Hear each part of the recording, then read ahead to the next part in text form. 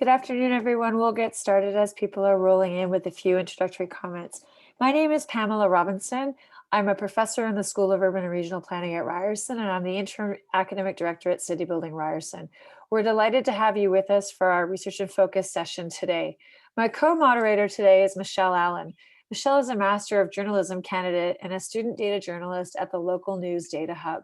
Before starting her master's in journalism at Ryerson, she worked as the lead reporter at the Kingstonist. Her bylines can be found in the Globe and Mail and the Ryersonian. Thank you so much for coming today. We're going to start today with an acknowledgement of the land. Toronto is in the Dish with One Spoon territory. The Dish with One Spoon is a treaty between the Anishinaabe, the Mississaugas, the Haudenosaunee that bound them to share the territory and protect the land. Subsequent Indigenous nations and peoples, Europeans, and all newcomers have been invited into this treaty in the spirit of peace, friendship, and respect. We have a few housekeeping notes before we get started. We're going to begin today's session with Dr. Lindgren's research presentation, followed by a moderated question and answer session. This takes about 30 minutes. Then we'll pause, and after this, audience members who wish to stay on and ask more technical questions are invited to stay for a deep dive presentation. This is more of a roundtable session where you're invited to turn on your microphones and ask the questions directly or post them in the Q&A. But in the formal session, we'd ask that you put your questions in the Q&A window, which is at the bottom of your screen. And if someone else has asked a question that you're particularly interested in, please use the upvote button so we can see where there's a concentration of interest around the questions. This webinar, along with the other ones in its series, are recorded and posted on Ryerson's City Building website. So you're able to have a look at what you've missed, but also come back and revisit it again. All right, let's get on with the matter at hand. I'm really delighted to introduce Professor April Lindgren, who is the Velma Rogers Research Chair in the Ryerson School of Journalism, and she's also the principal investigator for the Local News Research Project. She is the founding director of the Ryerson Journalism Research Center. Her current research focuses on news poverty at the local scale, a term that she uses to describe situations where critical information about the needs of community is not being addressed by local media. In this presentation, Professor Lindgren will share her mapping research that tracks the loss of local community news outlets across Canada, as well as how COVID has played a role in accelerating this trend and focusing on the data collected for Local News Research Project and the COVID-19 Media Impact Map. This topic is particularly timely right now as it's tax season. I'm not sure how many of you are aware, but the federal government is allowing us to claim digital news subscriptions as a tax deduction this year. So if you're interested in that, you might check with the person who helps you do your taxes or with the tax rules. But it's a good time to be thinking about local news and how to support it.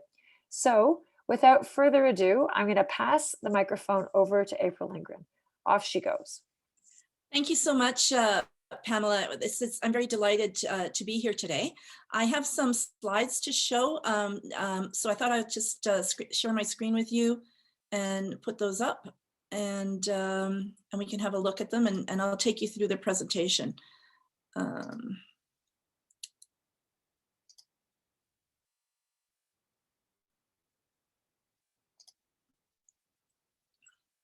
There we go. Hopefully everyone can see that. Yes, it's great. I so appreciate the invitation to talk about my research and something I'm passionate about, which is what's happening to local journalism, tracking it so we have good information, and then also solutions, which is I'm becoming increasingly interested in, because it's really discouraging to be constantly reporting on bad news. I thought today I could talk briefly about why local journalism matters, and then about our mapping projects and how we're using that to track the emergence of local news poverty. And I have a slide at the end about the way forward that I think I won't have time to get into during the presentation, but we can maybe deal with in the discussion. So in terms of why local journalism matters and why local news matters, there's a growing body of evidence that suggests that access to verifiable, timely, independently produced news is essential to vibrant communities. In the United States, the Knight Commission on the Information Needs of Communities in a Democracy concluded, and I like this quote, that information is as vital to the healthy functioning of communities as clean air, safe streets, good schools, and public health.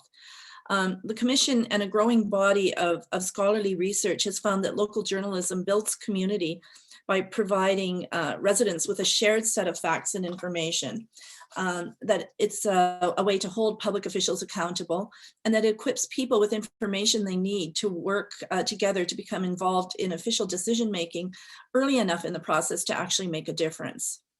There's also some research suggesting that in the absence of vibrant local journalism, incumbents are more likely to be reelected and voters are less likely to cast a vote.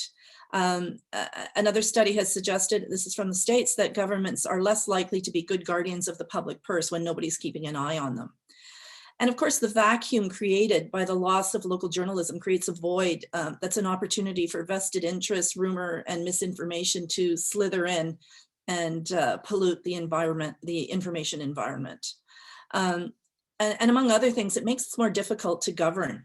I recently wrote a piece about the town of High Level, Alberta. This is just to illustrate the point about difficulty governing. And local officials told me there that the local paper has only one part-time reporter there, a freelancer. It used to have two. And this one part-time person is covering events in the community of 4,200. It's an energy kind of center area of the northern Alberta. But this minimal coverage that's now available to citizens has led to all sorts of suspicion about what the local council is up to. So every time they announce, the council just announce an initiative, there's all sorts of rumor and suspicion about what the rascals are up to, and everybody's thinking the worst.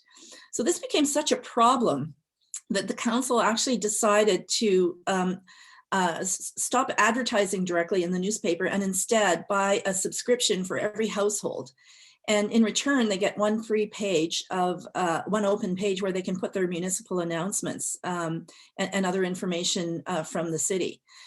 And the idea was that at least this way they know that that page of announcements is getting into every household in the community.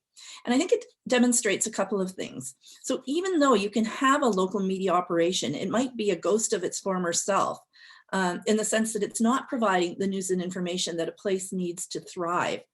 And hence we have this term ghost newspaper, which I wish I had invented, but in fact it was a term coined by a scholar in the United States. It's a newspaper, it's public, but there's just not that much in it that is actually relevant.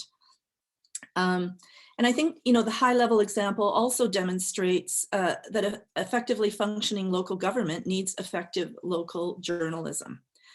This journalism produced in the public interest can help move debates beyond the polarizing he said, she said conflicts by, for instance, investigating solutions that were to a common problem that were tried in other communities.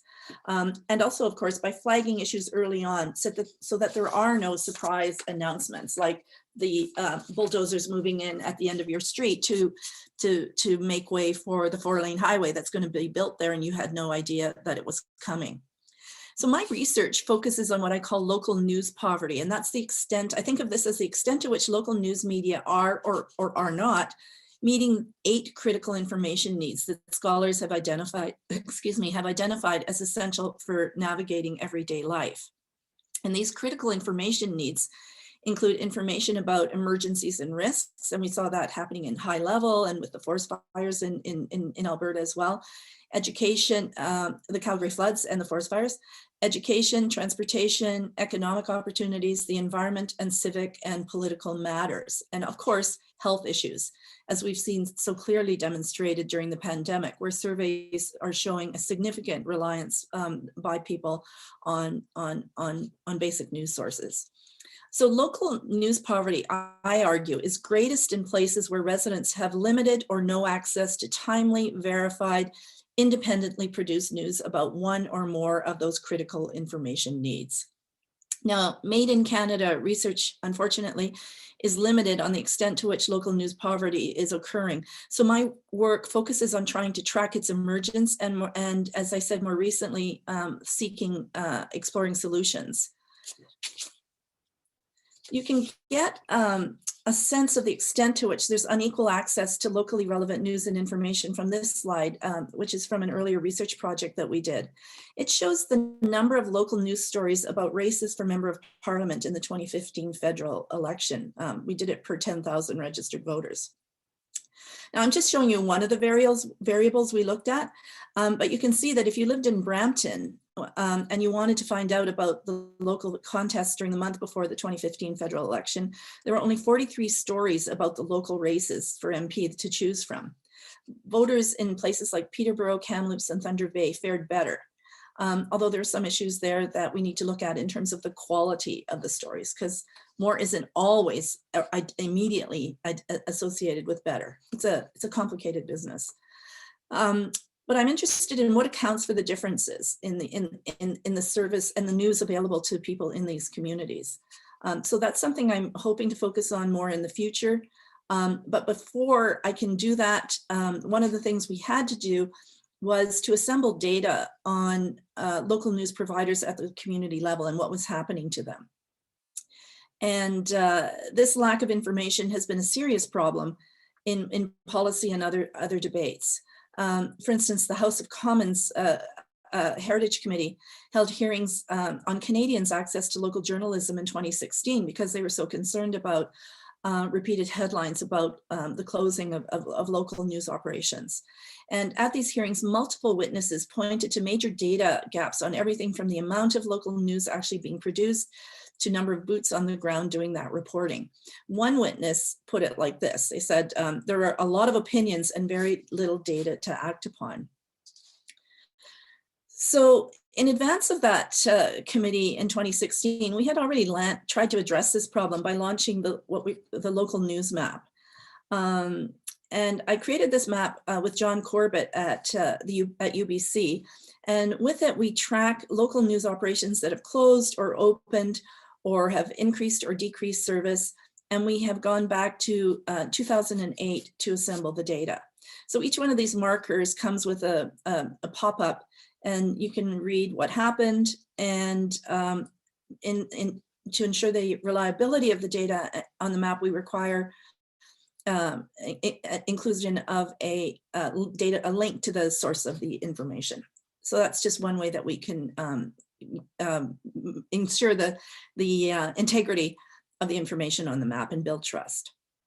So I can show you a couple of slides that give you an idea visually of what's happening. And those red X's, as you might imagine, are not good. They show where local news operations have closed across the country. And most of those pale blue, well, those pale blue markers are community newspapers, which have been really hit hard, as I'll demonstrate when I show the more detailed analysis of the data. If you compare that map to this one, which is the launch of new local news operations, you can see it's much more sparsely populated.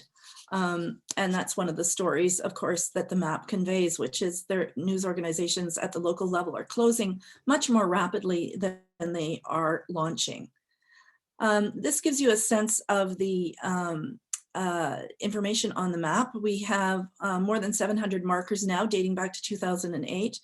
And over 400 record the closing or loss of local news activity. So these would be newspapers, radio stations, TV stations, and online news sites. And this is an issue in more than 300 communities have lost at least one news organization. By comparison, only 159, so only about a third of them have, in a sense, been replaced, although they're not necessarily opening in the places where the losses have occurred. We have all this data. We've been analyzing the data in different ways. We're starting to do that now that I've got a little bit of funding happily has come my way for this project. So one of the things we're doing is producing annual data so people can compare what's going on. You might find it interesting to look at 2020, the year of the pandemic, that the numbers are still below what they were in 2018. I do have some theories on that. I think that news organizations have been kind of on life support with federal wage subsidies. And I'm concerned about what's going to happen when those end and news and advertising is slow to come back as struggling local businesses reopen, and won't necessarily have a lot of advertising budget to share around. So 2021 is, I think, going to be precarious. We produce, I was getting lots and lots of requests for this data. So one of the things we've done is we produce a report, a fact sheet every 2 months for the local news map. And we post it here along with the raw data to make sure that, you know, people have access to it and you can have a look for yourself if it's of use or interest for your any research or work or projects you're working on. We name the sort of the company involved, the location, obviously the media type, what happened. And there's a fair bit of information that can be gleaned from these data reports. One of the things that can be gleaned is a deeper analysis of what types of communities are losing media outlets. And we just started working on this analysis. So the bigger the dot, the more news organizations have closed in that location. I'll just show you a detail here. So in Toronto, you can see a lot of smaller places have lost news operations, and then a bunch have closed in Ottawa, Toronto, and Montreal. This is the similar map, but for where things have opened. And I'll just show you a detail on that. And then this chart actually summarizes some of the major changes. So as you can see, Toronto has lost 20 local news operations since 2008 and gained 4. And that's kind of the pattern for the bigger communities, significant losses and that are not being recouped, at least as far as we know from the map data at this point. But, you know, so those are the bigger centers that we talked about in the previous slide, but in places that have fewer than 15,000 residences, it's also been a challenging time. So we have 160 communities represented on the map that are of this smaller size, and they've lost, as you can see, nearly 200 local news sources. And in only about a quarter of those communities has anything reemerged. So there's across the board challenges. I just want to say a final word about the COVID impact. So soon after the World Health Organization declared the pandemic on March 11th, of course, people began looking to local news sources for key information. Is it safe to go to the hospital? What's happening in the long-term care home where my relative lives? What's open, what's closed? Excuse me. A Statistics Canada survey last summer found that 63% of respondents use news or online news sites to find COVID-19 information, and another 35% use social media posts by news organizations. At the same time, though, of course, as people were increasingly and demonstrably reliant on local news sources, a whole bunch were closing, and we were seeing all sorts of headlines about layoffs, temporary closings, permanent closings. And so at the end of April, we decided we needed to try and do something to track specifically what was happening at this extraordinary moment in time. So we launched, in conjunction with JSOURCE and the Canadian Association of Journalists, this new COVID impact map, tracking map to quantify and explore what was happening. This map doesn't just look at local sources, it looks at all media sources. Although the reality is most of the impacts that we're seeing are at the local level. And we were able to draw on our learning from the local news map to create this map. So, you know, the platform is different, but we still have the same modus operandi, MO, where we you know, describe what happened, the place, and we have a verified source for the information. Yeah, the news, it's not great. You can see we've listed here the closings. 34 have closed permanently. Oh, maybe I've added that wrong. Sorry. Anyway. Yeah, 30, they've had these permanent closings. Another 28 are in limbo still. They were announced as temporary closings. 6 of those on the East Coast have opened. The Saltwire papers have reopened, but that still leaves more than 20 where we just don't know what their fate really is. We've also, with this project, tried to track announcements of layoffs, and we have up to close to 3,000 that we've documented. Again, some of those jobs have been restored, but we have found that about 1,200 of them that we know of are permanent. And I just want to reiterate, re-emphasize that we're talking here about editorial and non-editorial jobs. So they're not all in newsrooms. 175 media organizations we have information for, and this is our total number of 62 that have closed, and then that includes the 28 where we don't know what's happening yet. I should say that these layoffs are probably and closings are probably an underestimate, especially the layoffs, because we just haven't been able to, we're not finding news organizations, ironically, all that transparent, media organizations, all that transparent about providing us with the data on where exactly they're cutting and who they're cutting and what are the local news operations that have been affected. Here you have just a bit of a chart showing a few trends. Community newspapers, again, hardest hit during this period of time, and an accelerated shift to digital. So daily newspapers and community newspapers have canceled some or all of their print editions, 34 of them to get all together. And you know, in other cases, we've had reduced coverage. So, you know, even the shift to digital raises questions about people's access to information in places where they have lousy internet, which is quite a lot of places, as we're seeing increasingly. Unless, of course, you're an executive of a major telecom in cottage country. I don't know if you saw that story a while ago. Okay, and just to conclude, where do we go with this? Well, there's no silver bullet. And in the past, you know, advertising provided the bulk of revenue. And between the platforms like Facebook and Google grabbing a whole big chunk of that revenue, and just the business model has broken. And so what we're seeing is the search for solutions ranging from a look at philanthropy. The federal government actually just changed the rules to allow a nonprofit news organization, and there aren't very many in Canada at this point, but maybe more to come, to seek charitable status so that they can issue receipts for direct donations. We've seen some government supports for local media.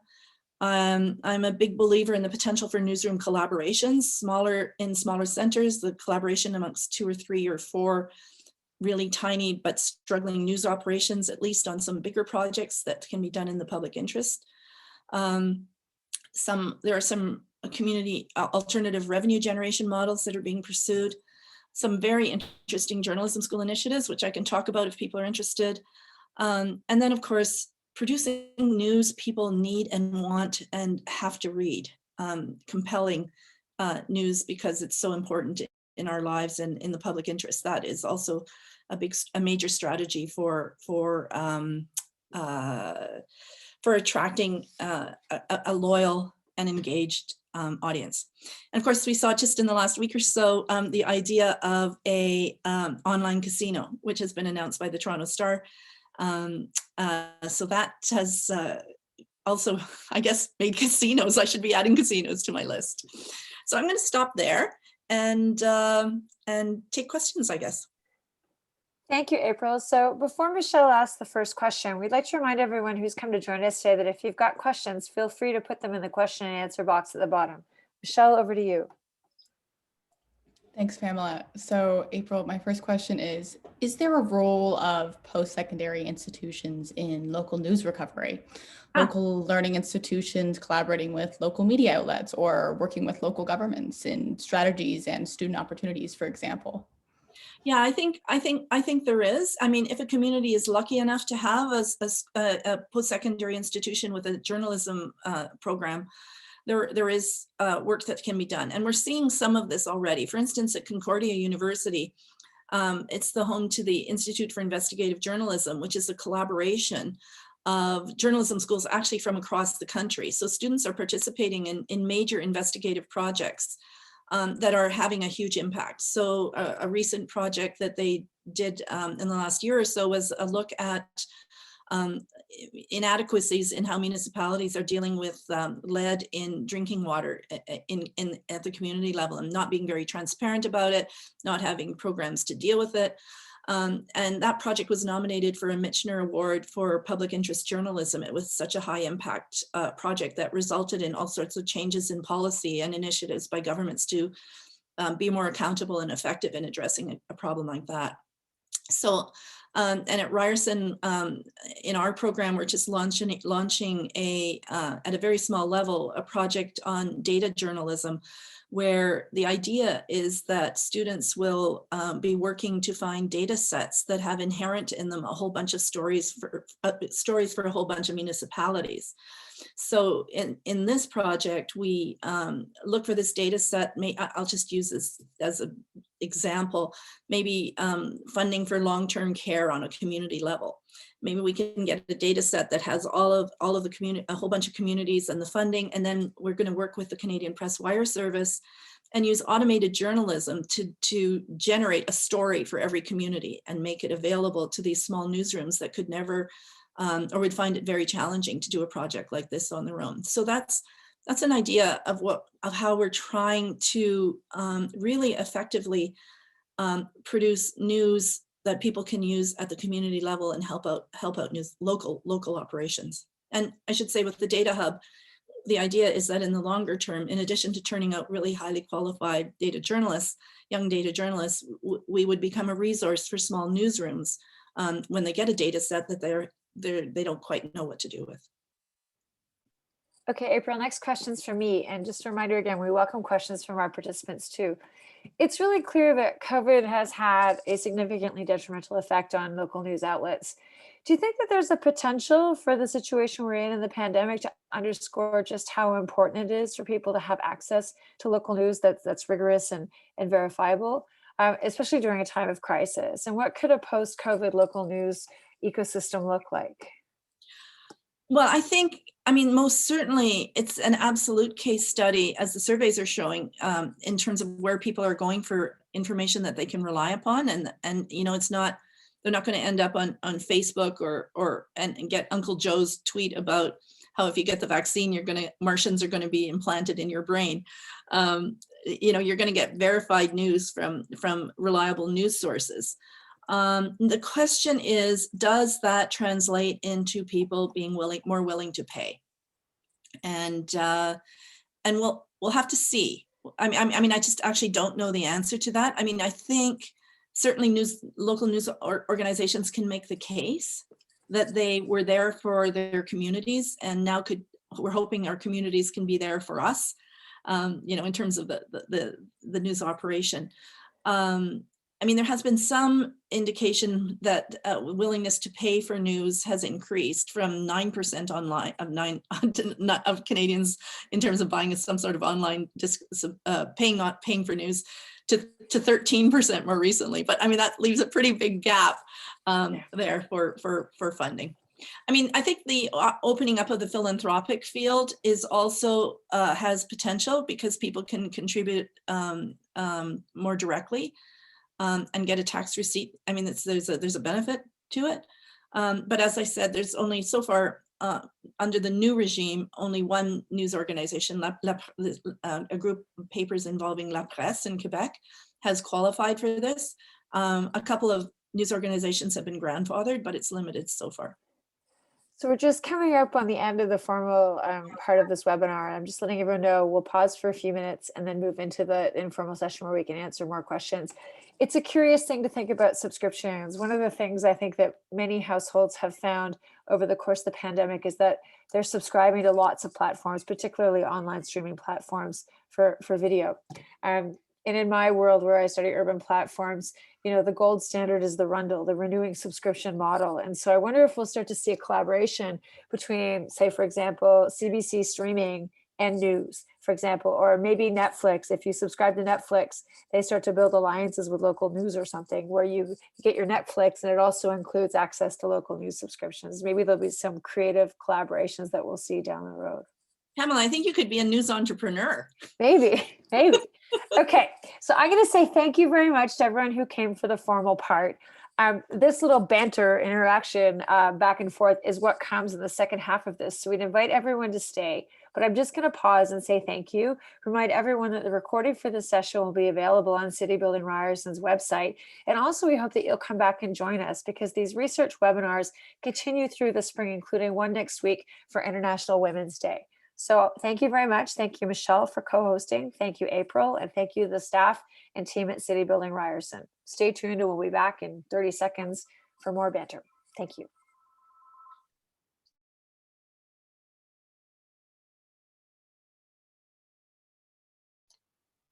Okay, we're going to open it up.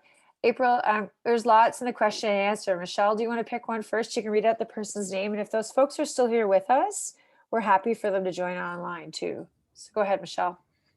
We got a lot of really interesting questions. It's hard to pick. I'm going to start with a question from Sanford Liu, excuse me if I pronounced that wrong. How does the local news advertising model impact the survivability of these local news outlets? What role do you see technology companies taking in funding and reviving local news?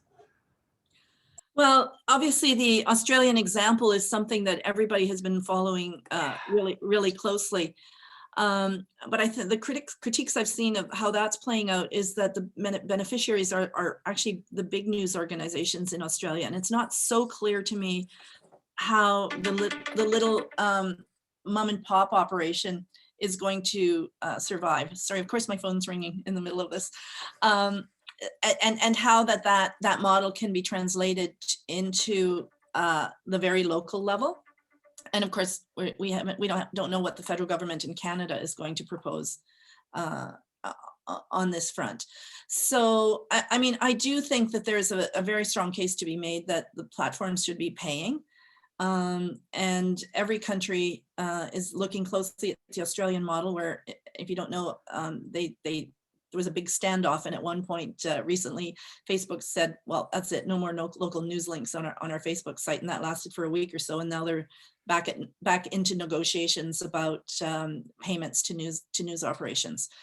But how this can help the local newspaper in, say, high-level Alberta, population 4,200, is not clear to me at this point. Yeah. Hey, thanks. April, I've got a question from Mackenzie Legere, who's still with us as a guest. So Mackenzie, feel free, if you want to join in this, you can put up your hand and we can turn on your mic. With the changes to the journalism industry and newsroom infrastructure, what's going to happen over the next few years? Are there steps that journalism school students can take in both their education and their current career opportunities to prepare? Well, the answer is it's probably not going to get any easier. On the other hand, I have a sense of optimism about the potential to innovate. So, for instance, this local news hub model that I was mentioning earlier, it's just like a different model that we haven't ever had before. And it's made possible by technology. The fact that we can use AI to sort of create templates for stories and generate, 250 stories for 250 places, if we have the data. So I'm optimistic on that front, and I'm also optimistic in the sense that when really good public interest journalism is done, people pay attention. So that, I think, it's so demonstrable how important this accountability and public interest journalism is, that our students will remain committed to it, because it's I don't know, God's work, for lack of a better word, in terms of how communities function. Because if you think about it, and it's not just the big splash journalism, it's everything from, who's hiring, or where are there likely to be job opportunities locally, or, why is my kid getting such a lousy education, or what's going on in the schools. So, and the pandemic has demonstrated the need for this sort of information. And we saw a postmortem after the Calgary floods that suggested that local news and local reporting was on par with the EMS services as important, because information is so central in an emergency. to getting to a community's response and keeping people safe. So I think that there's the potential for innovation, and our smart students have lots of ideas, and there's new ideas emerging all the time. For instance, in Calgary, there's a news operation called The Sprawl, and it does sort of occasional journalism. So it's not covering City Hall constantly. What it does is the newsroom will cover a key issue like the budget, and then it'll take a pause and regroup, and then it'll focus on another subject matter. So, that hasn't been really done before. Or if I can just say one more example, collaborations at the community level. You can have a small radio station and a small newspaper with one reporter and maybe a small TV station. What about, let's sort of set aside the fact that we are constantly trying to, beat each other in news terms, and say, okay, let's just do a project on problems at the local hospital that we collaborate on, because none of us individually can do it, but collectively we could possibly do it. Mackenzie, I'm not a journalism professor. I'm an urban planning professor. But I think that there's a piece of advice that we give our students that I think would serve journalism students well too, which is to know your beat. If you are truly interested in local news, part of the way I think you can enrich your practice is really getting to know a place and its people and its issues. At our dining room table, I have teenagers who are about to head to university, and we keep talking. Every once in a while, one of my kids will bring up something and be like, is that going to be a good job? And we're like, nah, that's going to be a robot job, right? So, one of the ways AI can extend the reach of journalism in particular ways, but it can't generate the story in a way that matters on the ground. And so I think this is where planning and journalism come together, in that you really need to know your places. Maybe I'm using this expression wrong, but I think you got to know your beat. And by having your finger on the pulse of what's happening in your community, you can tell really thoughtful, interesting programming, I think, and stories. We subscribe to this little newspaper called the West End Phoenix in our part of Toronto. And I got our most recent edition on Sunday, and one of the stories in it was about professional wrestlers who live in the west end of Toronto, and it was magic. Like, it was such an interesting story, and it was so rich, and it was one of those things where it's like, who knew? I'm like, well, somebody knew. Somebody had this idea, and somebody probably knew one of them and went looking for others, and there were 5, and it was a great story. And that's not part of like critical crisis management infrastructure, but it's really good storytelling, and it was different, and it was fresh, and it was relevant. But you have to know your people, right? So, Pam, if I can just jump in, like that example you just gave illustrates another role of local journalism, which is community building.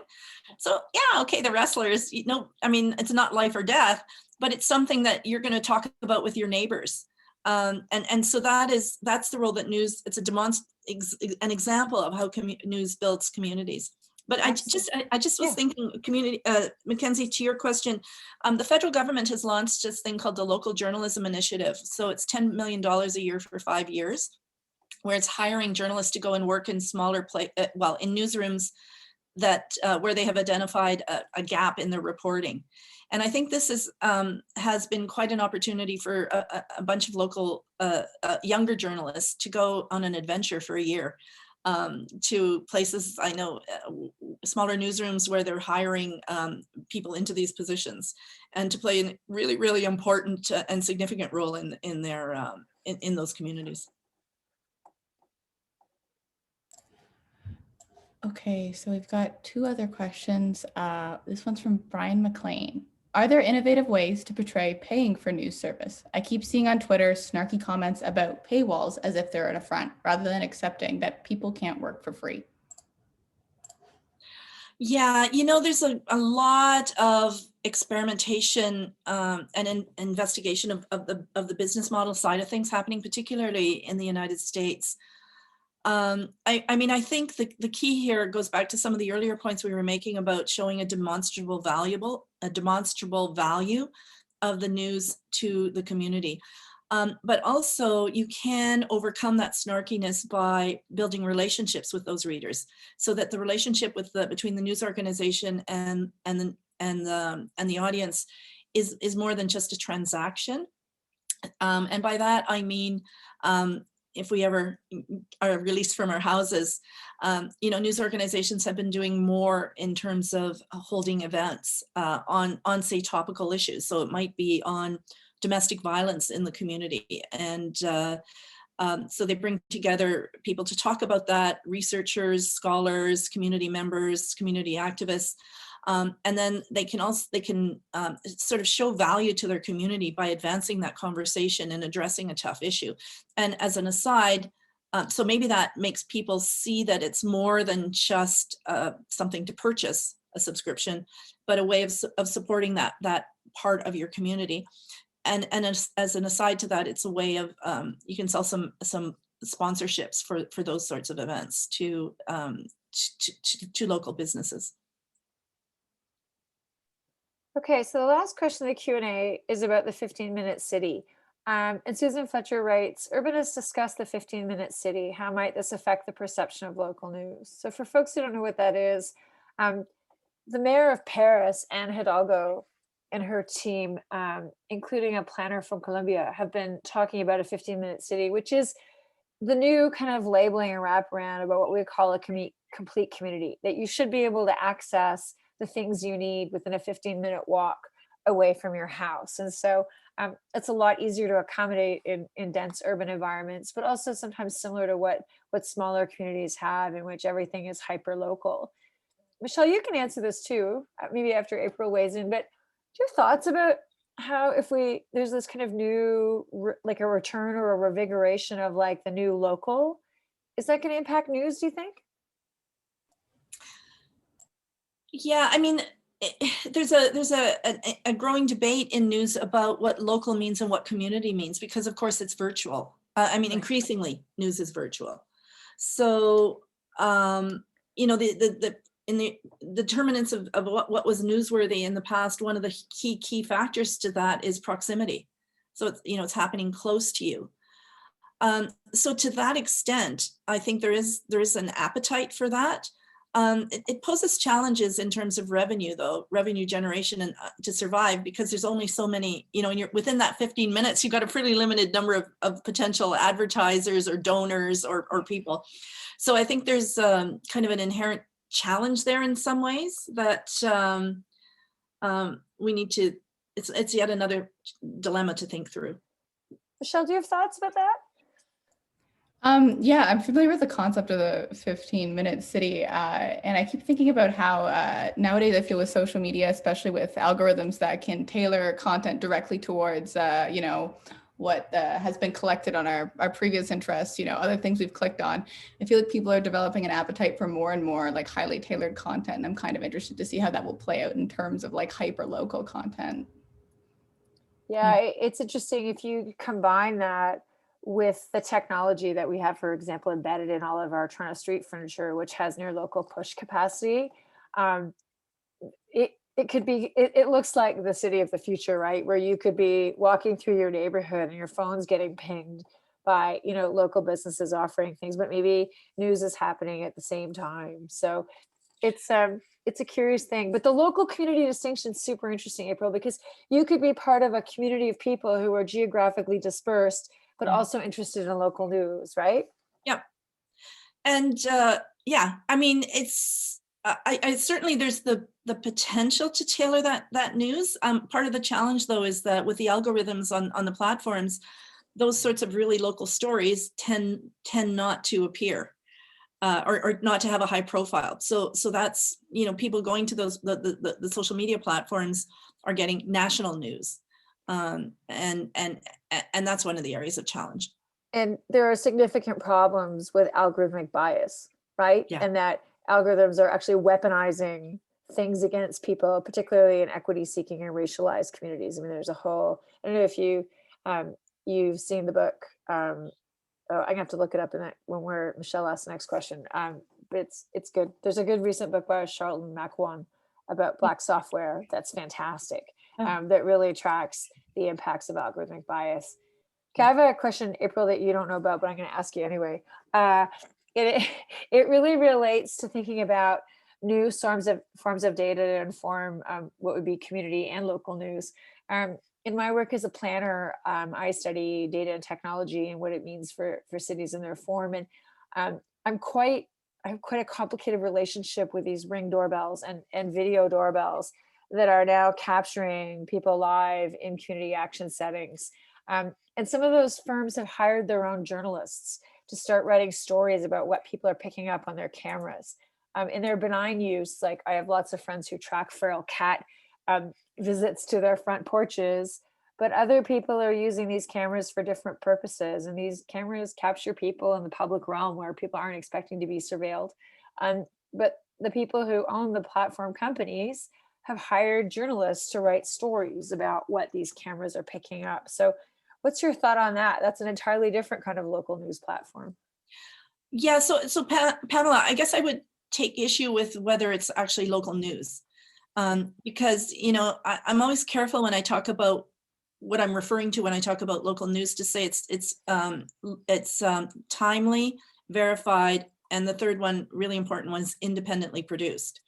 So I'm pretty sure those journalists are not going to be writing about a story one of my students did recently about how a whole neighborhood turned into sort of had a panic over supposedly a visible minority woman who was going door to door looking for selling chocolate bars. I mean, it turned into just and this story spread on Nextdoor on a local community site, and people were watching through their doors, and I mean, it turned into just a really hateful racist problem. And of course, when my student went and talked to the police, they said there's no issue here. Like, it's not real. So the issue is what is news, and people tend to forget that, and they'll say, well, you know what, I can find out what's going on just by going on my city's or my town's website, and they'll tell me. Yeah, they're going to tell you what they want to know, but they're not going to tell you about where they messed up or what they're hiding or where they overspent and that sort of thing. So I think part of it has to do with, in a sense, a news literacy problem. There's journalism, and then there's information, and there's a difference, and we often don't appreciate those differences. Shusi, you're with us. Why don't you come on and ask your question live?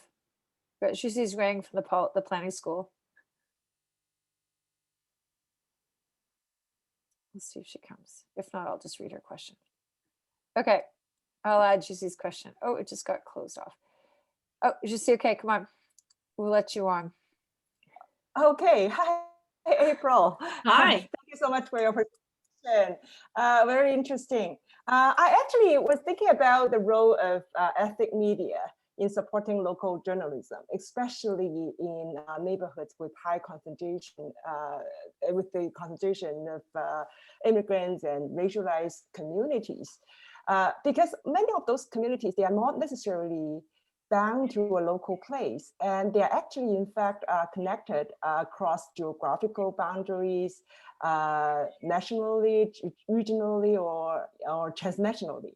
So, but ethnic media tends to serve these dispersed communities. And in my opinion, I think they are actually in greater need of local connections and support, because they don't really know about their local places. They rely more on their ethnic connections or networks. So how can ethnic media play a role in supporting supporting these local needs? Yeah, so I agree totally that I think ethnic media, especially so-called third language media that are reaching out to communities where there might be people who aren't English speakers yet or struggling with English, are really important in terms of helping people settle down and settle into a place and understand how it works, understand who's got power in the community, understand what's available to them in terms of service. And I did a study a while ago of the city of Brampton that recognized this, where they have quite a large Punjabi speaking population, and some other larger ethnic groups, and decided that they would actually start issuing their press releases in multiple languages so that they could have more of an impact and get their news out via these local community papers. It was a pilot project, and I don't know, actually it's remiss of me not to follow up to find out if they've decided to keep it in place, but there's definitely a recognition of that. But one of the challenges is that it's actually very difficult to track the smaller ethnic media, smaller ethnic newspapers, for instance. They can just be a two-person operation. There's a language barrier. There's no, of course, it's journalism. There's no barrier to entry or exit. So they might be in business one week and not in business the next. So there's all of those issues that make it a research challenge, although there are some people who are doing good work in this area, like Sherry Yu, professor at University of Toronto. I'm not doing so much work in this subject area alone, but I completely agree that there is opportunity there for helping people settle more seamlessly into their new adopted homelands. It's so interesting, April, like when I hear you talk about local news outlets and local news platforms, you could almost use that same description to think about the libraries, public libraries, and this notion of like, what's our vital civic infrastructure moving forward? Are there any collaborations between libraries and news outlets that you're aware of?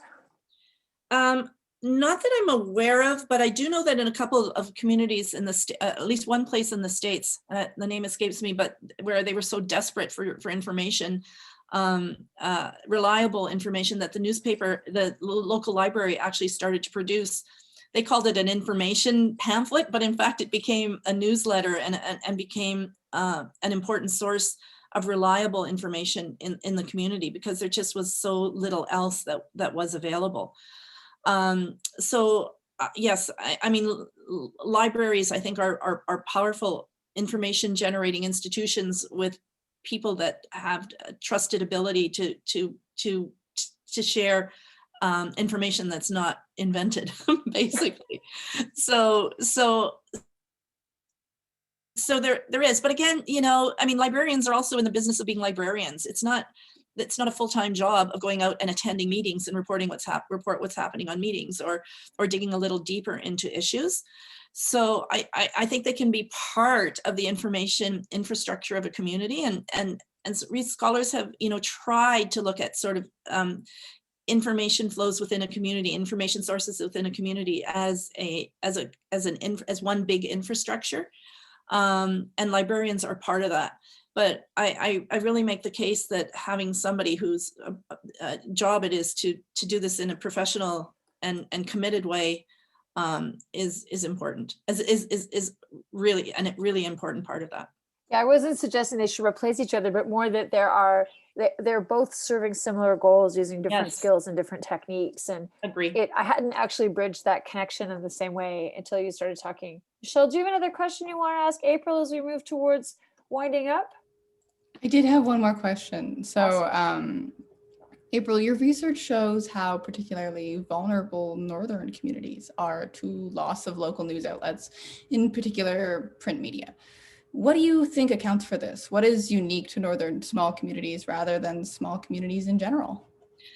Well, you know, Michelle, we actually haven't done enough analysis of where the losses are occurring at the community level to say that it's more northern or more southern or communities by size. Although, you know, the fact that there were so many communities with 160, with less than 15,000 people that have lost news organizations, I think tells us a little bit about what's happening at that level. But I think what we need to, the next step, of course, is to go and look at these, say the population, places with fewer than 15,000 people, and find out what they have what, if anything, they have in common. And compare that to the places with 15,000 people where news organizations have launched. So why are they launching in some places and just closing up in others? And the extent to which we have any information at all about this is from the United States, which seems to suggest that launches are more likely to happen in places with higher income. It's because, you know, maybe there's a bunch of retired, I don't know, executives who decide we need to do something about local news, and so they'll fund a local news operation. But if you're in a smaller community where isn't that sort of high income, deep pocket kind of population to decide that this is a civic need that they want to try and address, those communities are left out. The other thing that we need to look at is the role of the public broadcaster in a lot of these places, and try and map where the public broadcaster reaches and have a look at what's closing and what's opening and what's available in those areas as well. And I wish I had like 10 PhD students working for me so I could just assign each one of them one of these projects, because I think there's lots, there's just so much we don't know and that we need to know. And that would help us understand what is the best way forward for trying to address the information needs of communities. That's great, April. So go ahead, Michelle. Sorry, I didn't mean to cut you off. Oh, I was just saying thank you. Okay, cool. So we're coming close on 1 o'clock. We have a few guests still left with us. Does anybody else want to ask a question before we wrap up?